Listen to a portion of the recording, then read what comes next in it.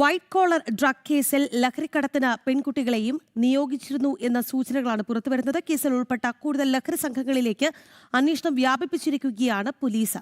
അറസ്റ്റിലായ കെവിൻ മാത്യുവിന്റെ കൂട്ടാളി മുഹമ്മദ് സാദിഖിൽ നിന്നാണ് മറ്റ് ലഹരി സംഘങ്ങളെക്കുറിച്ചുള്ള സൂചനകൾ ലഭിച്ചത്.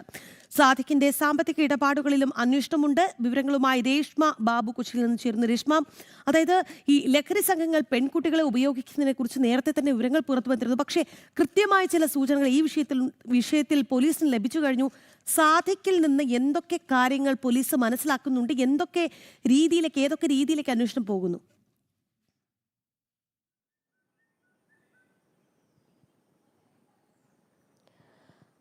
രാഖി, അശ്വതി, ഈ ലഹരി പാർട്ടികളിൽ പ്രധാനമായിട്ടും ലഹരി എത്തിച്ചിരുന്ന ഒരു കണ്ണിയാണ് ഇക്കഴിഞ്ഞ വെള്ളിയാഴ്ച അറസ്റ്റിലായ ബോഡി ബിൽഡർ മുഹമ്മദ് സാദിഖ്. സാദിഖിൽ നിന്ന് സാദിഖിന്റെ കൂട്ടാളികളെ കുറിച്ചുള്ള വിവരങ്ങളും വിശദാംശങ്ങളും പോലീസ് സംഘത്തിന് ലഭിച്ചിട്ടുണ്ട്. ഈ വൈറ്റ് കോളർ ഡ്രഗ് ശൃംഖല എന്ന് പറയുന്നത് പ്രധാനമായിട്ടും പ്രൊഫഷണലുകൾ, അതായത് ഹൈ പ്രൊഫൈലുകളുള്ള സമൂഹത്തിൽ ഉന്നത സ്ഥാനത്ത് ജീവിക്കുന്ന ആളുകൾ ഉൾപ്പെട്ട ഒരു ലഹരി ശൃംഖലയാണ്.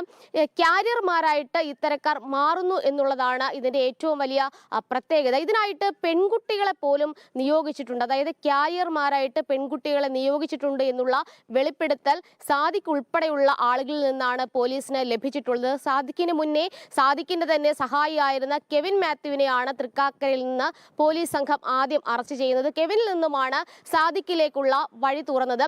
സാദിഖിനെ കസ്റ്റഡിയിൽ വാങ്ങി ചോദ്യം ചെയ്യുന്നതോടുകൂടി കൂടുതൽ വിശദാംശങ്ങളും ഇയാളെ സഹായിച്ചിട്ടുള്ള മറ്റ് ലഹരിക്കടത്ത് സംഘങ്ങളെക്കുറിച്ചുമുള്ള വിവരങ്ങൾ ലഭിക്കും. കഴിഞ്ഞ കുറേ ദിവസങ്ങളായിട്ട് ഇയാളുടെ ബാങ്ക് ഇടപാടുകൾ പോലീസ് അന്വേഷിച്ചു വരികയായിരുന്നു. അതിൽ കഴിഞ്ഞ ദിവസങ്ങളിൽ 12 ലക്ഷത്തോളം രൂപയുടെ സാമ്പത്തിക ഇടപാട് സാദിഖിന്റെ ബാങ്ക് അക്കൗണ്ട് വഴി നടക്കുകയും ചെയ്തിട്ടുണ്ട്. ഇതൊക്കെ തന്നെ ലഹരി ഇടപാടുമായി ബന്ധപ്പെട്ടുള്ളതാണെന്നാണ് പോലീസിന്റെ നിഗമനം. എന്തായാലും സാമ്പത്തിക ഇടപാടുമായി ബന്ധപ്പെട്ടുള്ള അന്വേഷണത്തിലേക്കും പോലീസ് കടക്കുന്നുണ്ട്. നേരത്തെ ഇക്കഴിഞ്ഞ മാർച്ച് 28-ാം തീയതി കടവന്ത്രയിലെ ഒരു ആഡംബര ഹോട്ടലിൽ ലഹരി എത്തിച്ച 8 പേർ പിടിയിലാവുകയും ചെയ്തിരുന്നു. ഇത്തരത്തിൽ ആഡംബര ഹോട്ടലുകൾ കേന്ദ്രീകരിച്ച് നടക്കുന്ന ലഹരി പാർട്ടികൾക്കാണ് സാദിഖ് ഉൾപ്പെടെയുള്ള സംഘം ലഹരി എത്തിച്ചിരുന്നത്. സാദിഖിനെയും കെവിൻ മാത്യുവിനെയും കൂടുതലായിട്ട് ചോദ്യം ചെയ്യേണ്ടതുണ്ട്. സാമ്പത്തിക ഇടപാടുകൾ കൂടാതെ തന്നെ ഇവരെ സഹായിക്കുന്ന ചില വ്യക്തികളുണ്ട്. അതൊക്കെ തന്നെ ഹൈ പ്രൊഫൈലുകൾ ഉള്ള ആളുകൾ തന്നെയാണ്. അതുകൊണ്ട് തന്നെയാണ് ഈ ഒരു വിവരത്തിന്റെ അടിസ്ഥാനത്തിൽ, അതായത് പെൺകുട്ടികളെ കാരിയർമാരാക്കുന്ന ഒരു പശ്ചാത്തലമുണ്ട്.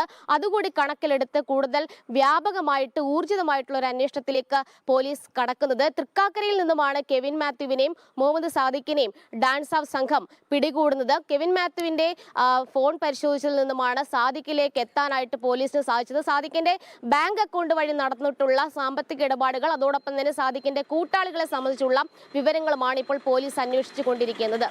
രാഖി, ഒപ്പം തന്നെ രേഷ്മ, ഈ മറ്റ് ലഹരി സംഘങ്ങളിലേക്ക് എന്ന് പറയുമ്പോൾ നമുക്ക് അറിയാം, പല ഉന്നതർക്കും ഇത്തരത്തിൽ ലഹരി എത്തിക്കുന്ന സംഘങ്ങൾ കൊച്ചിയിൽ സജീവമാണ്.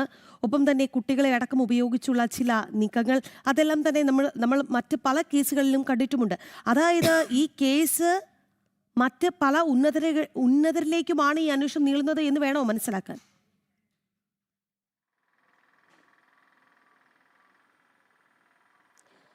അതെ രാഖി, അതായത് അഭിഭാഷകർ, ഡോക്ടർമാർ, അങ്ങനെ വലിയ രീതിയിൽ സമൂഹത്തിൽ ഉന്നത സ്ഥാനമുള്ള ഹൈ പ്രൊഫൈലുകളുള്ള ആളുകൾ തന്നെയാണ് ഈ വൈറ്റ് കോളർ ലഹരി ശൃംഖലയിൽ ഉൾപ്പെട്ടിട്ടുള്ളത്.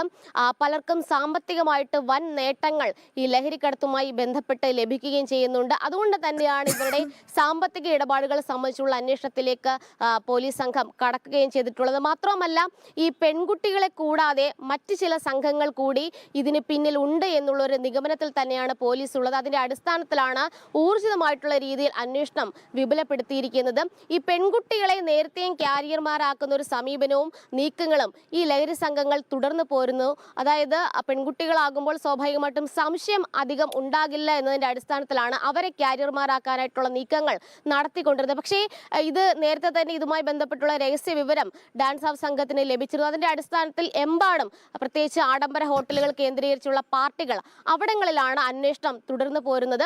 എന്തായാലും ആഡംബര ഹോട്ടലുകളിലെ പാർട്ടികളിൽ ലഹരി വ്യാപകമായിട്ട് ഉപയോഗിക്കുന്നുണ്ട്. ഈ ലഹരി എത്തിക്കുന്ന സംഘത്തെ പിടികൂടിക്കൊണ്ട് മാത്രമേ ഇതിൽ നിന്ന് ഇതിനെ ഒരു ലഹരിക്കെതിരായിട്ടുള്ള പോരാട്ടമായിട്ട് കണക്കാക്കാൻ സാധിക്കൂ എന്നുള്ളതാണ് പോലീസ് പറയുന്നത്. എന്തായാലും നിലവിൽ ഡാൻസ് ഓഫ് സംഘത്തിന്റെ നേതൃത്വത്തിൽ തൃക്കാക്കര, കടവന്ത്ര കേന്ദ്രീകരിച്ചുള്ള, കൊച്ചി നഗരം കേന്ദ്രീകരിച്ചുള്ള ആഡംബര ഹോട്ടലുകളിൽ പരിശോധന തുടർന്നു പോരുന്നുണ്ട്.